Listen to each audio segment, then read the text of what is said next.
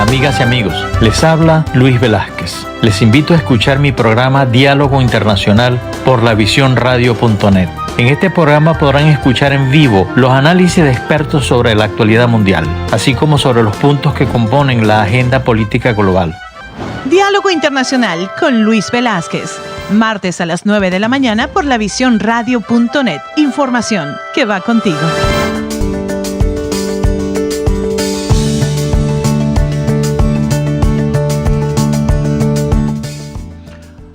Muy buenos días, amigas y amigos de lavisiónradio.net. Les habla Luis Velázquez.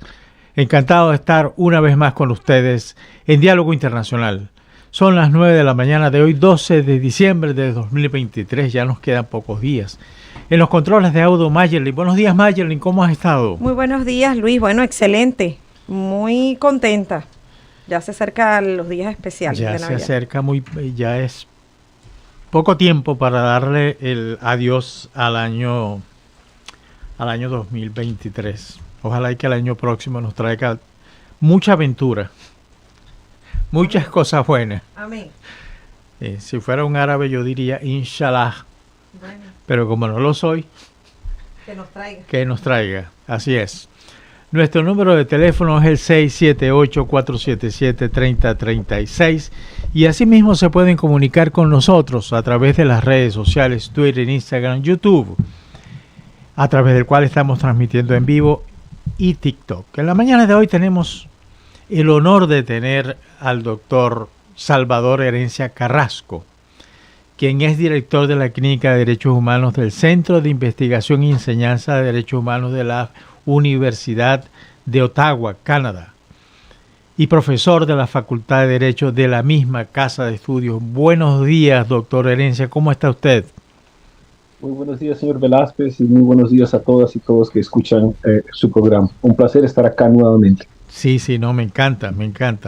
Hacía tiempo que no conversábamos y creo que esta es una oportunidad de oro, porque si hay algo que en América Latina impactó mucho fue no solamente el encarcelamiento y todo lo que pasó con Alberto Fujimori, sino el gobierno de Alberto Fujimori, que marcó mucho, porque a partir de ese momento se comenzó a hablar pues de la caída de los partidos tradicionales, del surgimiento de otras tendencias, de otros líderes que pudieran cubrir las opciones políticas y dar una respuesta a las necesidades de la sociedad de los países latinoamericanos y en particular de los países andinos. Pero hoy nos trae otra, si bien hablaremos sobre el expresidente Fujimori, vamos a verlo desde una óptica distinta. Realmente el gobierno de la doctora Boluarte y la fiscalía pues le concedieron un indulto al presidente Fujimori, que ya creo que estaba cumpliendo los años correspondientes a la pena que le fue dada. No sé si le faltaban 2 años, pero en todo caso le estaba a punto de terminarla. Salió de la cárcel un poco maltrecho, por supuesto, ¿verdad? Que las cárceles no son los mejores lugares para realizarse, todo con lo contrario, pero un poco maltrecho, pero surgen muchas interrogantes. Y la pregunta que le hago, doctor Herencia, es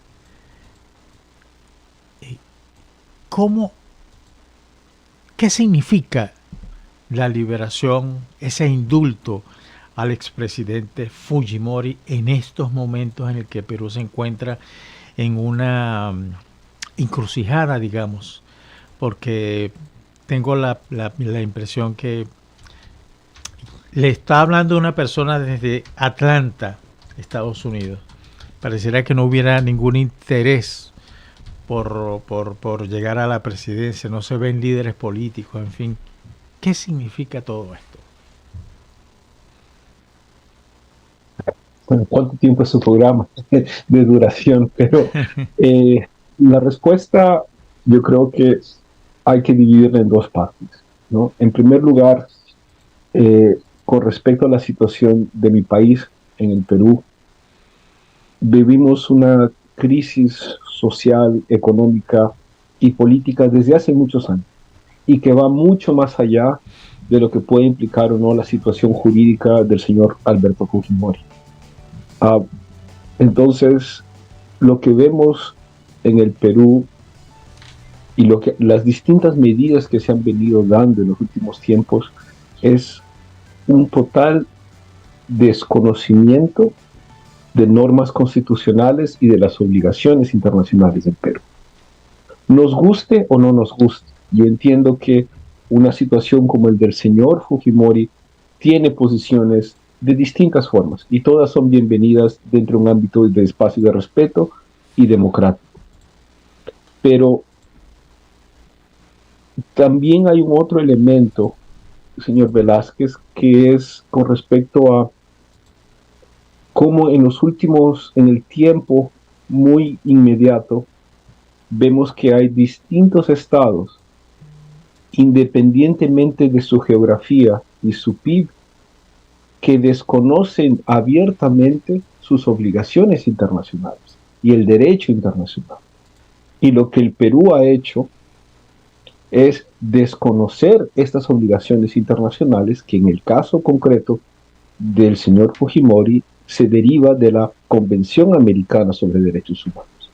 Entonces lo que nosotros vemos a gran escala, ¿okay?, es cómo el derecho internacional está cada vez más en crisis, sea en Rusia, Ucrania, en Gaza, lo que está ocurriendo en las Naciones Unidas, en el Perú y en otros países. Entonces esa es una preocupación, como usted mismo dice, para un público en Atlanta, para un público que no vive esta inmediatez, este día a día de la situación peruana. El Perú o esta situación se enmarca dentro de un contexto en los cuales los estados no les da pena desconocer sus obligaciones internacionales, sabiendo que existen estas obligaciones internacionales, ¿no? En el segundo caso, ya en el ámbito interno, digamos, la situación de Fujimori para el ámbito peruano hay que también dividirla, señor Velázquez, en dos puntos. Uno, que mi país viene atravesando una situación, una crisis institucional sumamente compleja, en la cual la fiscal general de la nación ha sido suspendida temporalmente por supuestamente liderar casos de corrupción y criminalidad organizada, comprando votos o sobornando o influyendo congresistas para poder controlar el nombramiento de jueces y fiscales.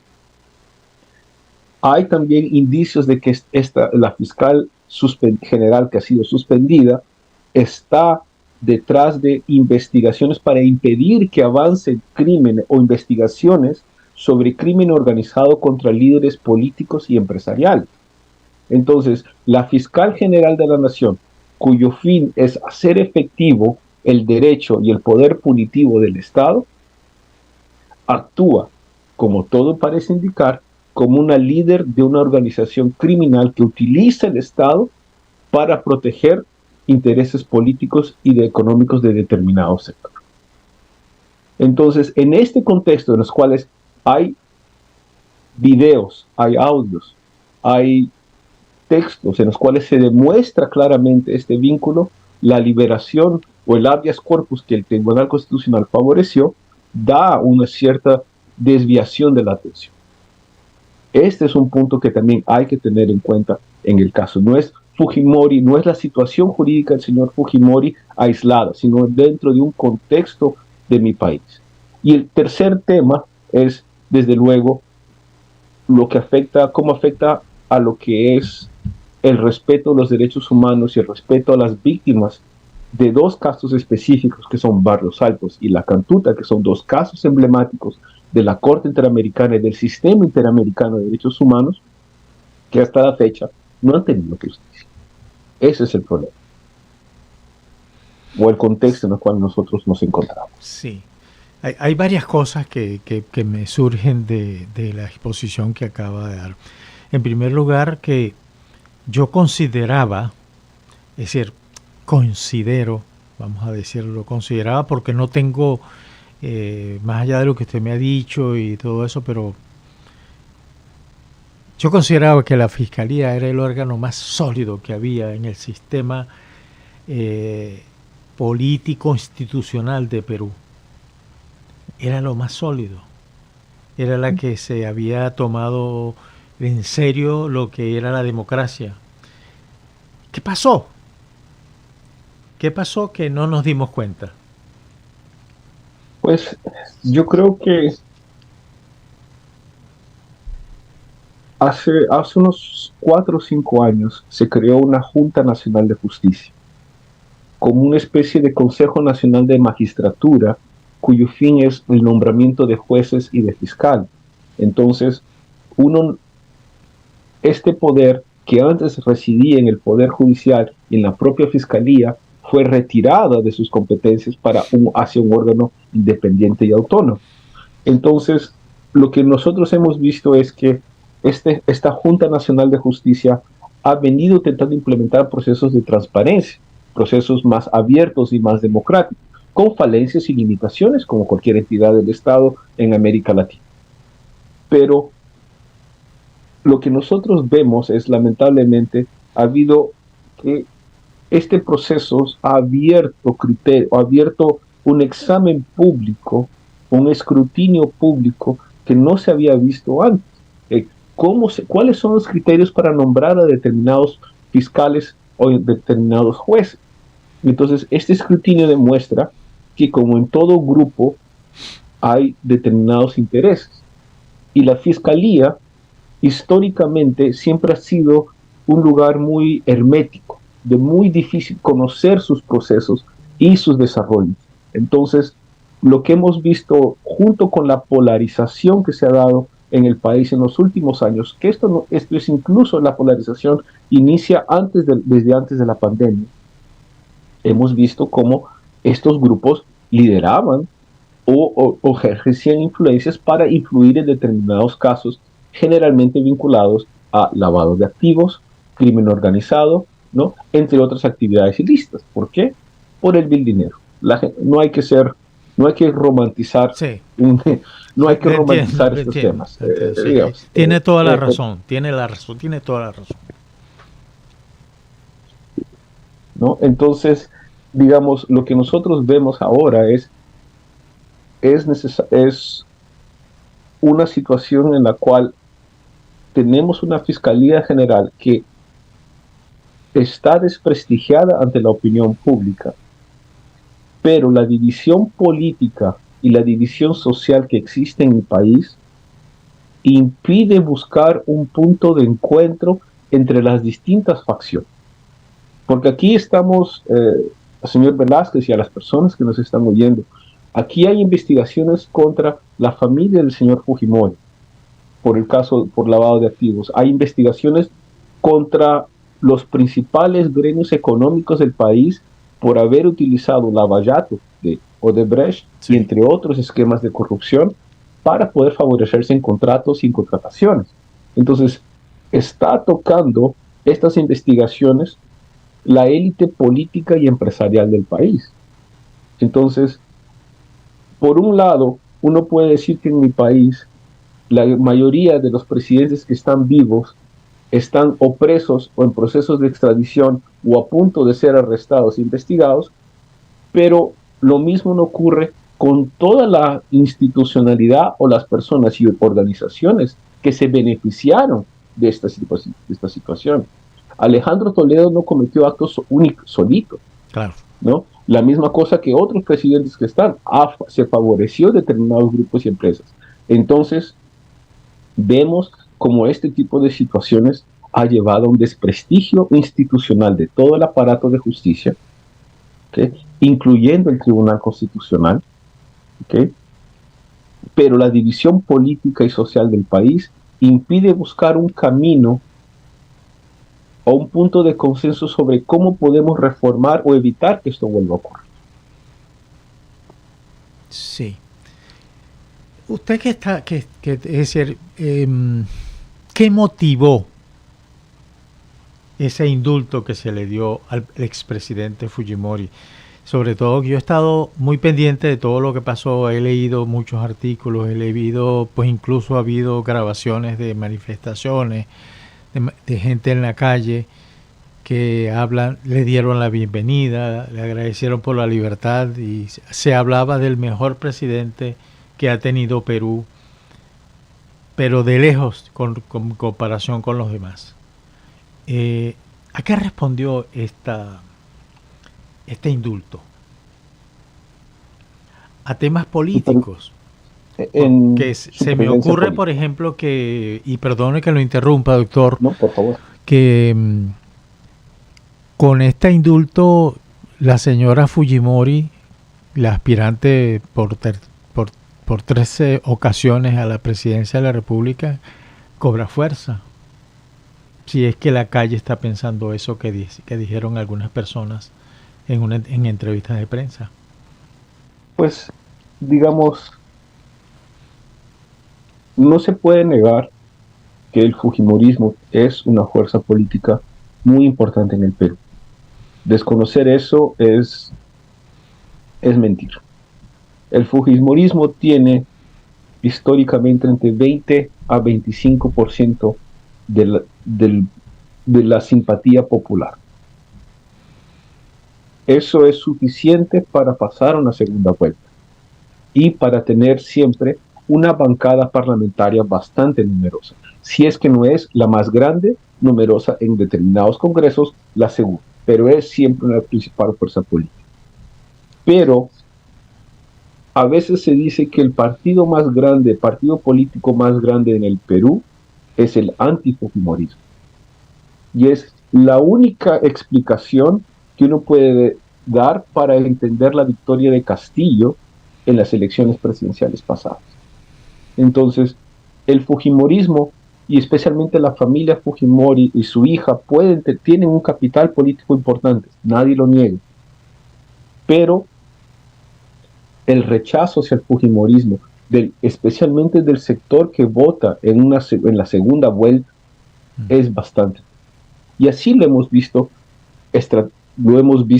en las últimas 3 elecciones.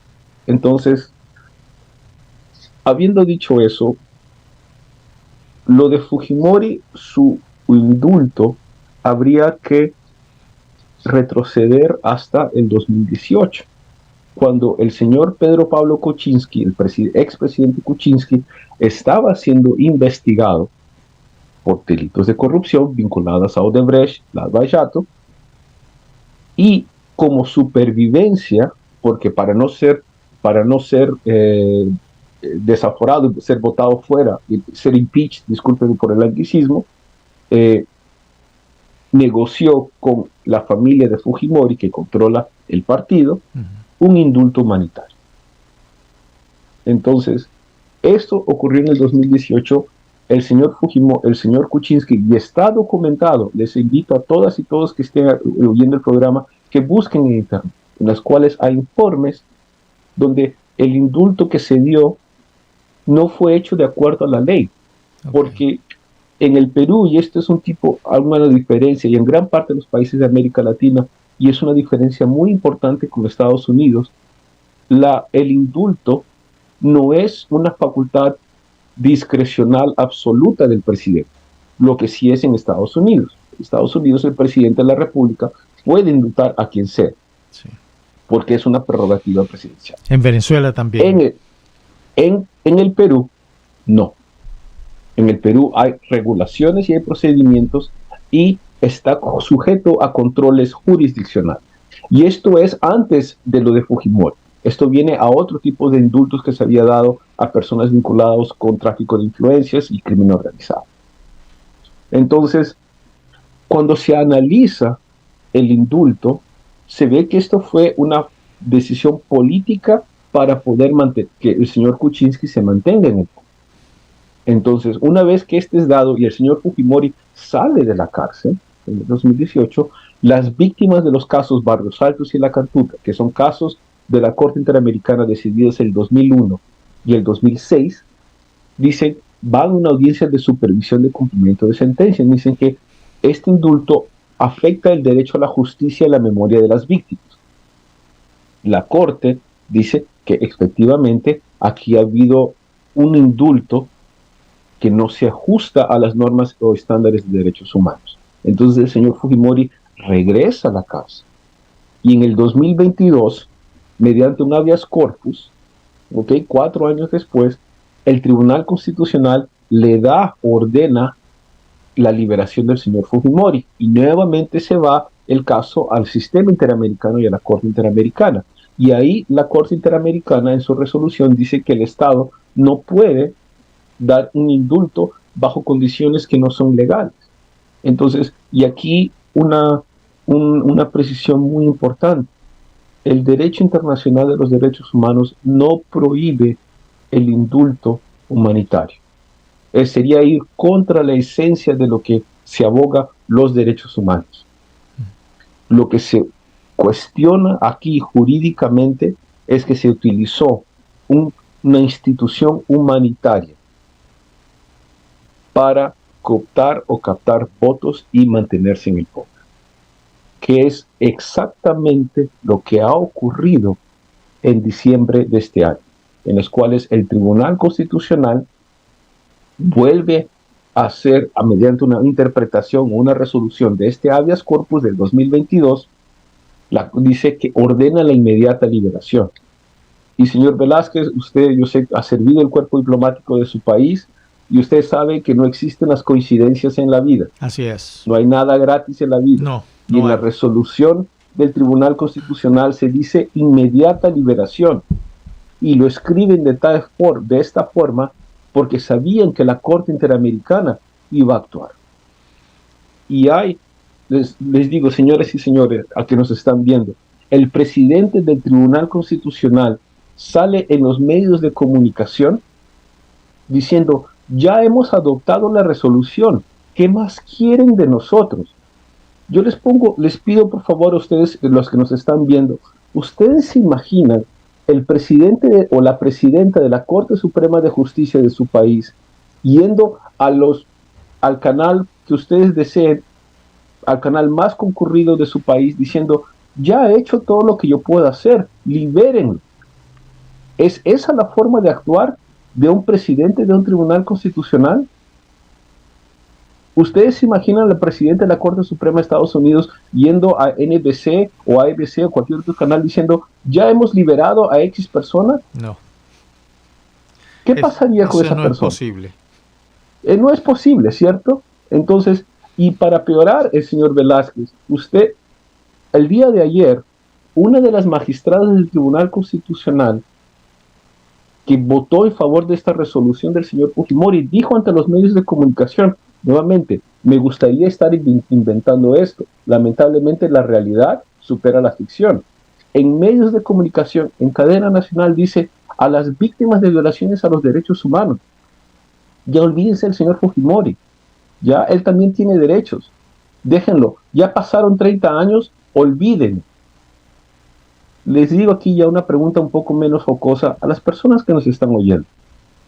Si usted tiene un familiar que ha sido desaparecido y torturado, ¿cuál sería su respuesta si ustedes le diría, el magistrado o una magistrada de la Corte Suprema de su país diría en cadena nacional: la situación de su hijo o de su hermano no importa, pase la paz? Yo sé, señor Velázquez, que hay una comunidad venezolana que escucha bastante su programa. ¿Qué pasaría si le dijeran eso en su país? Para nosotros... ¿Es eso aceptable? Le habla Luis Velázquez. Para mí sería inaceptable. Entonces, nuevamente aquí, independientemente de la posición que cada uno de nosotros pueda tener sobre la situación jurídica del señor Fujimori, o sobre si él puede o no, o debería o no ser indultado, es este el tipo de situaciones que estamos viendo en mi país. Y va al punto inicial que estábamos conversando, y es que ya no da ni pena desconocer las obligaciones internacionales. De lo contrario, al haber puesto la inmediata liberación, el objetivo era, y no tengo dudas de esto, era que el señor Fujimori sea liberado, hubiese sido liberado antes de la respuesta de la Corte Interamericana. pero por el tema de notificaciones, esta notificación solamente se pudo dar al día siguiente. Y en la noche del 5 de diciembre, cuando sale la resolución del Tribunal Constitucional, sale la respuesta bastante dura y bastante clara de la Corte Interamericana, diciendo que el Perú, que el Estado se abstenga de adoptar una medida hasta que no se tenga todos los elementos de análisis. Entonces, lo que se quería hacer el Tribunal Constitucional es, yo cumplí, lo liberaron, ya le escapa a mis manos.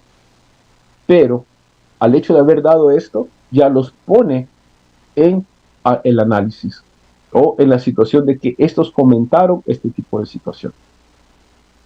Sí. Doctor Herencia, desde Florida, el embajador Héctor Quintero le dice lo siguiente. Fujimori todavía no ha cumplido los 25 años de pena a la que fue condenado. Pregunta, ¿qué intereses ocultos hay en esta decisión? En primer lugar, la CIDH manifiesta que es una contraversión de las obligaciones internacionales de Perú. Violaciones de los derechos humanos y crímenes de lesa humanidad son las bases de la sentencia contra Fujimori. ¿Es el juego político ante la situación de debilidad política del Perú? Muchas gracias por la pregunta al embajador y un cordial saludo. En primer lugar, lo que está en juego nuevamente aquí es mantenerse en el poder. Por lo que los medios de comunicación de mi país reportan, al día siguiente de la resolución del Tribunal Constitucional hubo una reunión de la Presidencia del Consejo de Ministros y los cuales había que hacer. Y la solución o la alternativa era, si no se cumplía con la orden de la resolución del Tribunal Constitucional, la bancada fujimorista llegaría con todo y posiblemente votaría por el impeachment de la presidenta Boluarte. Aquí no hay discusión jurídica. Y les digo esto con el máximo de respeto. Esto es una negociación política. Entonces no hay forma de analizar si es que el control de convencionalidad, extralimitación de funciones de la Corte. Podemos conversarlo, pero aquí no es el tema. Aquí es un tema de o usted lo saca o nosotros lo sacamos a ustedes. Entonces, esta es la situación del país. Y nuevamente, yo les pido que por favor, independientemente de la posición que cada uno pueda tener sobre este caso, es los argumentos que se usan para desconocer las obligaciones internacionales del país. Si esto fuese un caso de derecho internacional económico y de inversiones, se cumpliría sin dudas ni murmuraciones, aunque sea un correo electrónico por parte del CIAD. Entonces, aquí no hay análisis jurídico, aquí es un contexto político y se intenta, de cierta forma, utilizar argumentos de soberanía o que la Comisión o el sistema interamericano está lleno de, y les pido disculpas por las expresiones, proterroristas, lo que sea, comunistas, el Foro de San Paulo o el Foro de Puebla o lo que sea, no sé qué otras teorías de la conspiración, los ovnis, no sé qué cosas, los avatar, para desconocer algo simple. Nuestro país, el Perú, es parte de la Convención Americana de Derechos Humanos. El Perú reconoce que los tratados de derechos humanos tienen rango constitucional. El Perú, bajo jurisprudencia extensa, ha dicho que las órdenes y decisiones de la Corte Interamericana son vinculantes para el país. Claro. Y siguiendo los precedentes del mismo caso Fujimori, el Estado peruano ha cumplido con las resoluciones de la Corte Interamericana, porque no es la resolución de supervisión de cumplimiento de sentencia. No hay que verla como aislada, sino que eso responde a una situación, ¿cómo se llama?, de las sentencias de la Corte del Barrios Altos y la Cantuta. Es como decir, si en el caso de Guyana y Venezuela hay una decisión favorable para Venezuela por la Corte Internacional de Justicia y Guyana dice no voy a responder o no voy a cumplir. Sea en derechos humanos, sea en inversiones, sea en derecho internacional público, las decisiones de tribunales internacionales tienen que ser cumplidas. Sí. Por algo están incorporadas al patrimonio jurídico de cada país. Doctor Herencia, permítanos ir a una pausa comercial y ya regresamos. Estamos conversando con el doctor Salvador Herencia Carrasco acerca del indulto al expresidente Alberto Fujimori.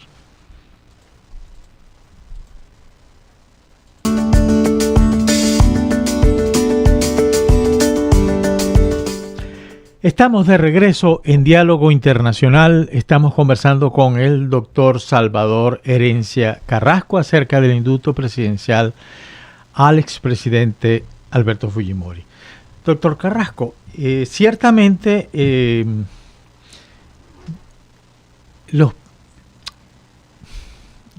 realidad yo no sabría dónde buscar el causal, pero se nota un deterioro de las organizaciones internacionales. Por ejemplo, en el caso de las Naciones Unidas, el órgano máximo, que es el Consejo de Seguridad, no pudo contener a Rusia en sus deseos de invadir a otro país, ir respetando además artículos de la Carta de la creación de las Naciones Unidas, del propio ordenamiento jurídico del Consejo de Seguridad. Pero también lo vemos en la OEA, por ejemplo, en organismos regionales, como es el caso de Nicaragua, que se quitó de encima la OEA simple y llanamente por una razón política de mantenerse en el poder y hacer absolutamente sin ninguna vergüenza de cometer cualquier locura, como de hecho, usted bien lo sabe porque es experto en derechos humanos, como de hecho lo está cometiendo. Y el caso de Venezuela tampoco está muy lejos. Es decir, la violación de los derechos humanos continúa sin que nadie diga absolutamente nada. Y eso se está convirtiendo en algo terrible. Los organismos creados después de la posguerra no están funcionando, no están dando respuesta, las respuestas que las sociedades del mundo quieren que se les dé. Es decir, calidad de vida y justicia. Eso parece ser que ya se perdió en todo esto.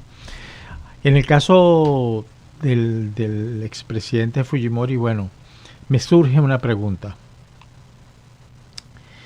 Es que la presidenta, la doctora Boluarte, aspira a repetir ya formalmente con el visto bueno, con el apoyo del fujimorismo. Digamos, la presidenta Boluarte tiene, según vi los periódicos ayer, un 9% de aprobación. Es decir, los exes tienen más aprobación que la actual presidenta del Perú. ¿Qué tal? País. Entonces, tenemos una debilidad institucional muy fuerte. La señora Boluarte, la presidenta Boluarte, tiene varias investigaciones en curso, incluso antes de esta crisis, incluyendo doble sueldo porque antes era funcionaria pública y mientras era vicepresidenta seguía recibiendo salario como funcionaria de una entidad del Estado, pero a su vez también las prebendas como vicepresidenta de la República. Tiene además la investigación por presuntas violaciones a los derechos humanos a raíz de las personas que fallecieron en las protestas sociales, más otros tipos de actos, y hay audios y hay indicios de corrupción, especialmente con personas familiares que están utilizando su nombre, imagen y la imagen de la presidencia de la República para conseguir contratos. Todo esto para decir, señor Velázquez, que el momento que la señora Boluarte salga de la casa presidencial, sea cuando esto sea, ella va a tener varios procesos penales esperados. Y lo más probable es que ella va a unirse a la larga lista de expresidentes de mi país que tienen procesos penales o que estén en cárcel. Entonces, ante esta situación, donde además ella no tiene capital político ¿okay? O sea, con el golpe de Estado de Pedro Castillo, su partido fue completamente atomizado y ella, para poder mantenerse, ha tenido que hacer alianza con distintos grupos, incluyendo la bancada del expresidente Fujimori, ¿no? Realpolitik Sí, básico, ¿no? básico, sí.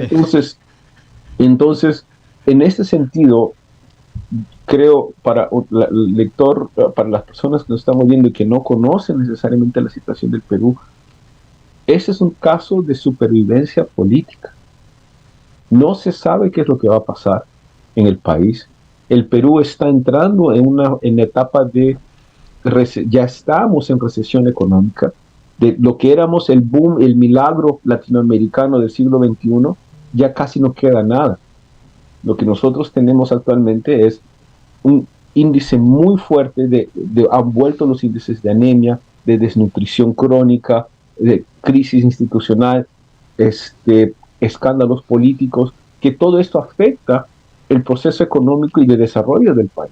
O sea, en este ambiente tan enrarecido, es difícil atraer inversiones, sean nacionales o extranjeras. Absolutamente. Entonces, mi país está actualmente en proceso de negociación para ser miembro pleno de la OCDE, que reúne las principales economías del planeta.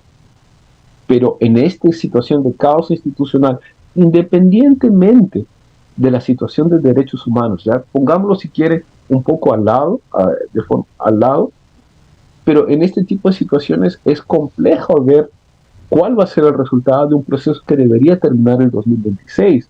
Y eso yo lo digo, señor Velázquez, como una persona que quiere que mi país progrese, quiere que mi país se desarrolle económicamente, pero estas riñas políticas que no son ni siquiera de izquierda o de derecha, ¿okay? Son de distintos grupos que están intentando utilizar el poder para poder favorecerse. Lamentablemente en este caso se habla del Perú, pero podría ser Nicaragua, podría ser Venezuela, podría ser otros países. Sí. Brasil, bajo Bolsonaro.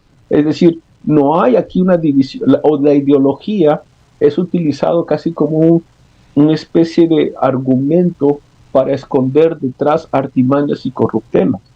O sea, nosotros en el Perú, para estudiar la corrupción, lo único que hay que hacer es leer las transcripciones de los audios de Fujimori y Montesinos negociando y sobornando a congresistas. Nada de teoría. Lean estos libros con todas las transcripciones y usted va a saber cómo opera la corrupción. 20 y tantos años después, siguen en las mismas situaciones. Ustedes, invito a todas y todos a que vean los audios que están en todos los medios de comunicación peruanos. Cómo se negocia burdamente cargos, puestos, votos por intercambio de favores. Yo voto por ti, pero ¿sabes qué? Mi hermana, que es abogada, quiere ser fiscal en X ciudad del país. Y está todo grabado. O sea, ni siquiera él, ojalá, nuevamente, como les dije antes del receso, ojalá yo pudiera estar mintiendo, pero lamentablemente la realidad en este caso supera la ficción. Entonces, en este panorama, hablar de gobernabilidad es casi hasta iluso. Lo que nosotros vemos es un nivel de confrontación junto con apatía popular. Y este es un elemento que creo que no debo decirles lo importante que es que haya movimientos ciudadanos que puedan levantarse.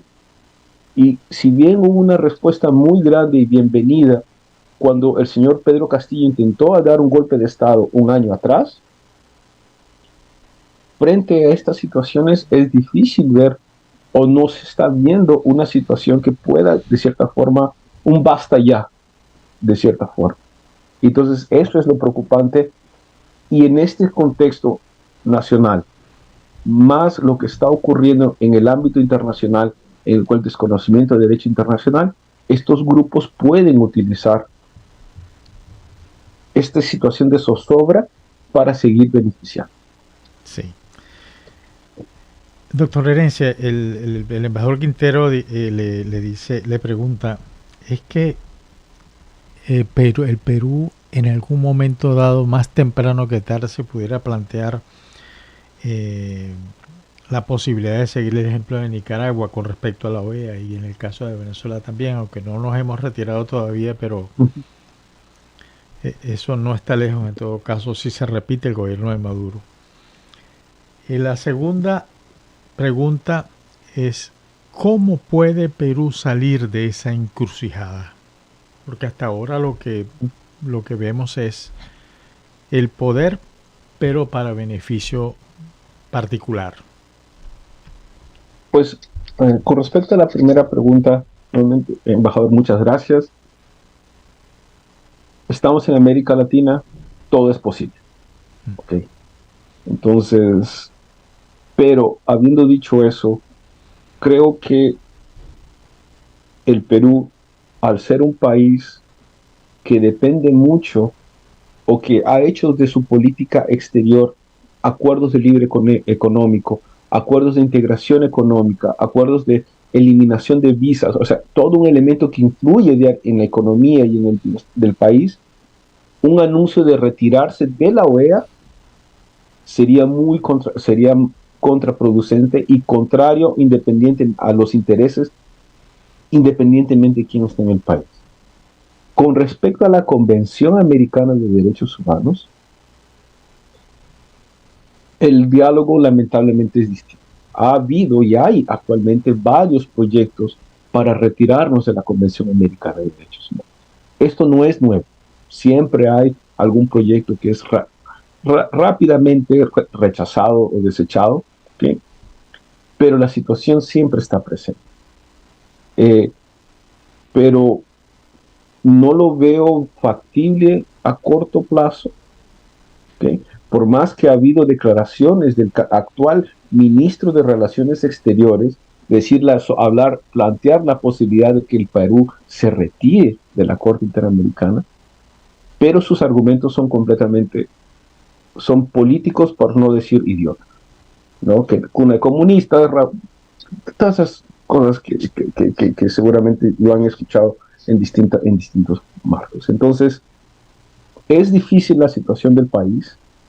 No creo que el Perú vaya a tomar la decisión que hizo Venezuela de denunciar la Convención Americana o Nicaragua, pero por además hay que tener en cuenta algo muy importante. En el caso que se denunciara la Convención Americana y que se retirara, igual todos estos casos están bajo la competencia de la Convención del sistema interamericano. Esta denuncia hace efecto un año después de haber depositado el instrumento de rectificación. Entonces, lo que se quiera que esté cubriéndose o intentando encubrir, no aplica en este caso. Y hemos visto en el caso de Venezuela como después de la denuncia han seguido llegando casos, están llegando casos a la Corte Interamericana porque ocurrieron en la época en la cual todavía la convención se aplicaba en el país. Entonces es una situación, un contexto complejo. No hay que descartar ningún intento, pero dudo que esto pueda materializarse. Además, todos los tratados de libre comercio que nosotros tenemos, sea con Canadá, con la Unión Europea, con Estados Unidos, incluso con China, hablan sobre respeto a los derechos humanos y libertades individuales. Retirarse de la Convención Americana sería un mensaje muy fuerte de que no se va a aplicar esto. Y ahí podría haber repercusiones políticas, pero que sean políticas y diplomáticas no significa que sean menos influyentes. Sí, efectivamente. Políticas con un impacto directo en lo económico, en el relacionamiento económico externo de Perú. Eso es perfectamente factible, es perfectamente comprensible de que eso suceda. Y la otra pregunta es, ¿cómo salir de esta encrucijada? Creo que se necesita haber una especie de pacto de gobernabilidad. Nuevamente aquí yo no puedo Yo no soy recetólogo, yo no podría decir cuál es el camino a seguir, ¿ya? Pero cuando el régimen, cuando Boluarte asume la presidencia, ella habla de elecciones anticipadas. Ese camino parece que se ha esfumado hace tiempo, ya hay la intención de seguir hasta y cumplir el mandato presidencial hasta el 2026. Yo no sabría decirle cuál es la mejor opción, si elecciones anticipadas o esperar el 2026. No tengo una posición definida sobre ello, pero a mí me preocupa, y aquí yo lo digo, señor Velázquez, como un ciudadano peruano preocupado por la situación de mi país, si llegamos a elecciones en 6 meses, por así decirlo, ¿habría alguna alternativa democrática que pueda de cierta forma dar una cierta tranquilidad institucional? ¿O estaríamos bajo el eslogan de que se vayan todos y todas, estar poniéndonos la soga en el cuello, porque no tendríamos el tiempo para preparar como sociedad, ¿no?, alternativas que de cierta forma nos ayuden a buscar una salida institucional? Esa es mi preocupación. Y no, lamentablemente, les pido disculpas a su audiencia, no tengo una solución. Quisiera ser Banco Mundial como recetólogo para decir, ustedes tienen que hacer ABC, no lo soy, pero soy una persona extremadamente preocupada por la situación de mi país, y si bien yo entiendo y respeto la posición de que se vayan todos y hay que hacer elecciones ya, ¿a quién estaríamos eligiendo en 6 meses? Digamos, entonces, y en poco tiempo no habría la posibilidad de que la sociedad, no solamente un grupo, sino la sociedad como tal, busque a candidatas y candidatos que puedan de cierta forma ayudar a que nuestro país sea en paz, esté en paz. Y eso también pasa por el fujimorismo. Si el fujimorismo es serio o quiere ser un aspirante serio a la presidencia, tiene que buscar seriamente otros candidatos. De lo contrario, van a volver, o muy probable que puedan estar en una situación como ocurrieron en los últimos 3 procesos electorales.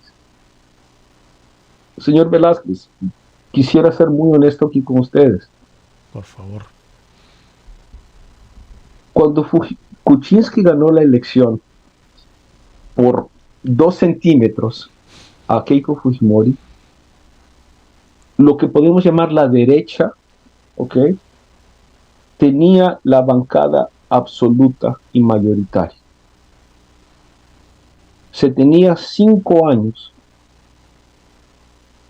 para poder tener una tecnocracia de derecha que terminara de hacer los cambios o reformas necesarias para cumplir la meta del bicentenario de 2021 de que el Perú, sea parte de la ONU.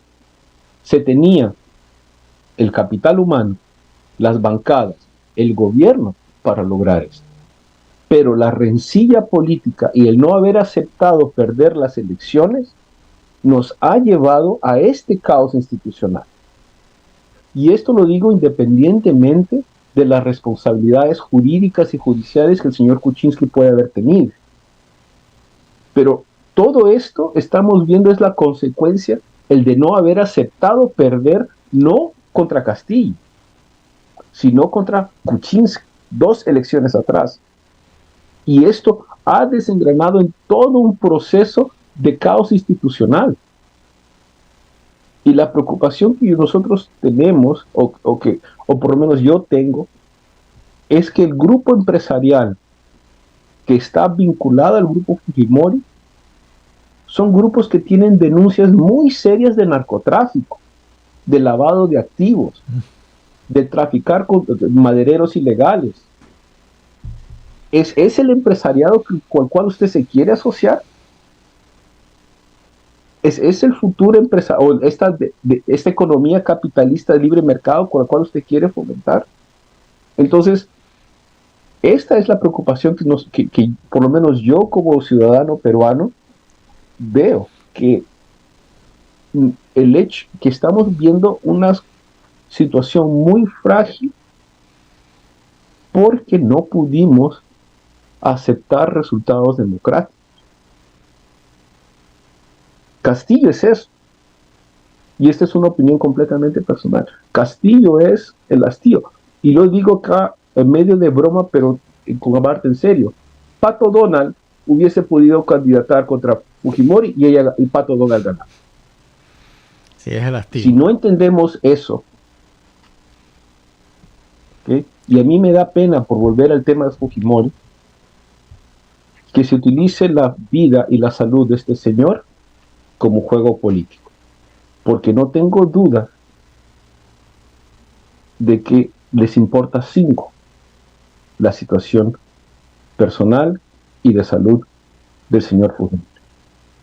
Pero se utiliza su nombre como moneda de cambio para intereses políticos y actualmente para impedir o menoscabar investigaciones muy serias sobre lavado de activos por miembros de su familia. Sí. Es decir, que se puede decir, sin temor a equivocarse, que Perú está sentado sobre un volcán que en cualquier momento puede hacer erupción. Porque ese ingrediente de Fujimori es bastante grande. Y es como dicen en inglés, it's gonna get worse before it's gonna get any better. La situación va a empeorar porque no hay una alternativa que se esté viendo. Y mientras tanto, como abogado de derechos humanos, mi preocupación es que esta vorágine política, o mientras ocurre esta vorágine política, nosotros todavía estamos viendo los impactos de la pandemia, el aumento de pobreza, la precariedad laboral, el aumento del índice de anemia, de desnutrición infantil. O sea, las personas pobres, que son las que utilizan los recursos y servicios públicos del Estado o que dependen del Estado para la provisión de estos servicios, todo está parado. Todo está parado. Entonces tenemos nuevamente el impacto climático. Tenemos el niño costero que ya está llegando, que todos los especialistas de la materia dicen que va a ser uno de los más fuertes de la historia. No hay ningún tipo de prevención y de remediación. Aquí, por citar a García Márquez, estamos viendo, yo le digo hoy, 12 de diciembre, crónica de una muerte anunciada, cuando en enero y febrero comenzamos a ver oleajes y familias y comunidades siendo arrasadas por el mar y con epidemias de dengue. Se lo estoy diciendo cuando usted me invite en febrero al programa para hablar sobre esta situación. Sí, lo voy a invitar. Pero una última pregunta no hay esta, entonces, porque la vorágine nos tiene tan encerrados que la labor de Estado ha pasado a un tercer o cuarto plano. Sí. Aquí hay una pregunta que le hacen desde Lima, Perú. El señor Edgar Riva, que nos está escuchando y le envía muchísimos saludos. Él dice, ¿la liberación del expresidente se podría tomar o no como un desafío a la Corte Interamericana de Derechos Humanos? ¿O simplemente es un hecho político interno? Yo creo que, bueno, muchas gracias a la pregunta y saludos a mi compatriota. Yo creo que hay de los dos elementos. Tanto de una forma de liberación política, ¿okay? O de negociación política, pero también de una forma de retar el sistema internacional. Y algo que es muy importante, señor Velázquez, o tomar en cuenta, cuando ocurrió esto el año pasado, hubo una respuesta muy agresiva y muy directa, no agresiva, sino directa, por parte de comunidades internacionales y por parte de embajadas, inclusive. Este año no. Porque de cierta forma, el deterioro que hemos visto en el respeto al derecho internacional propicia este tipo de situación, ¿no? Entonces, sería duro, y lo digo esto con el máximo respeto, sería un poco hipócrita que Estados Unidos hable sobre respetar el derecho internacional cuando veta resoluciones de cese al fuego humanitario. Sí. Entonces, en esta situación problemática y conflictiva es que vemos que se utiliza ambos elementos, lo político interno con la debilidad del derecho internacional actual para hacer este tipo de medidas. Sí, sí.